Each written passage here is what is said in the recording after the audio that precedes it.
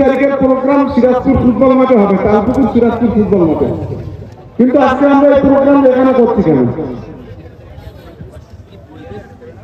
দেখুন, কয়েকদিন আগে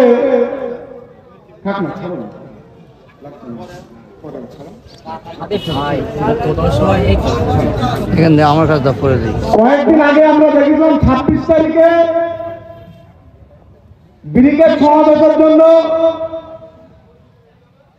পার্সোনাল নগরের পক্ষ থেকে পশ্চিমবাংলায় যারা দায়িত্বে আছে তারা ফতোয়া দেওয়া শুরু করেছেন যে ব্রিগেড সমাবেশ ওয়াকাফ বিলের বিরুদ্ধে সমাবেশ যারা যাবে না তারা সবাই বেঈমান হয়ে যাবে। আপনারা নিশ্চয়ই শুনেছেন। আমাদের প্রশ্ন তাদের কাছে, ঠিক তার আগে 14 তারিখে আমরা কলকাতায় ওয়াকাফ নিয়ে নওশাদ সিদ্দিকী ভাইজানের নেতৃত্বে একটা মহা মিছিল করেছিলাম। তারা কি সেই মিছিলে উপস্থিত হয়েছিলেন? তাদের ফতোয়াটা কি তাদের মধ্যে যায় না? এক নম্বর। দ্বিতীয় নম্বর কথা হলো, আমাদের এই প্রোগ্রামটা ওয়াকাফ বিলের বিরুদ্ধে এই প্রোগ্রাম প্রতিবাদ সভা।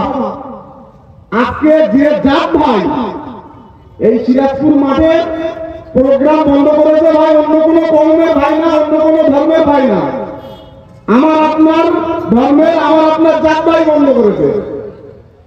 মাঠের সভাপতি সাহেব সকালবেলা যখন আমরা স্টেজ করার কাজ শুরু করি তখন উনি আমাদের ছেলেদের কাছে এসে বলেন যে ভাই আমার ওপরের থেকে চাপ আছে, শাসক দলের পক্ষ থেকে চাপ আছে, এখানে প্রোগ্রাম করতে দেওয়া যাবে না। ভালো করে বুঝলেন যে ওয়াকাফ নিয়ে আপনি আন্দোলন করছেন, আপনার বাপের কবর, আপনার মায়ের কবর এই বিজেপি সরকার দখল নিচ্ছে, আপনার মসজিদ এই বিজেপি সরকার দখল নিচ্ছে। তার প্রতিবাদ করার জন্য আমরা এখনো পর্যন্ত মাঠ পাইনি।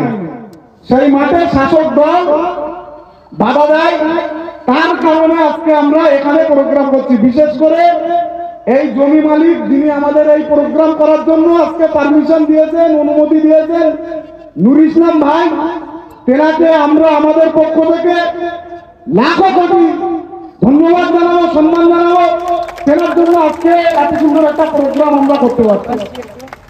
সাথে সাথে ধন্যবাদ জানাবো এখানে অক্লান্ত পরিশ্রম সালাউদ্দিন ভাই, আলাউদ্দিন ভাই সহ আমাদের এই পঞ্চায়েতে আমাদের কর্মীরা যারা আছেন, পঞ্চায়েতের দায়িত্বে যারা আছেন এবং আমাদের হাসনাবাদ ব্লকে যারা দায়িত্ব নিয়ে কাজ করছেন তাদের সকলকে ধন্যবাদ জানাবো। আশা করব এই ভাইগুলোর মতো যদি প্রত্যেকটা পঞ্চায়েতে, বিশেষ করে সালাউদ্দিন ভাইয়ের মতো, আলাউদ্দিন ভাইয়ের মতো, বাকিবিল্লাহ ভাইয়ের মতো, আনিসুর ভাইয়ের মতো যারা আছেন, সবার নাম বলা সম্ভব হচ্ছে না, যারা এখানে শাসক দলের রক্তচক্ষু উপেক্ষা করে ন্যায়ের হয়ে লড়াই করছেন, এইভাবে যদি প্রত্যেকটা বুথে, প্রত্যেকটা পঞ্চায়েতে আপনারা যদি এগিয়ে আসেন, আগামী দিনে আমরা এই পরিবর্তন করেই থাকবো। এর প্রতিবাদ, এর জবাব আমরা আগামী দিনে দেব।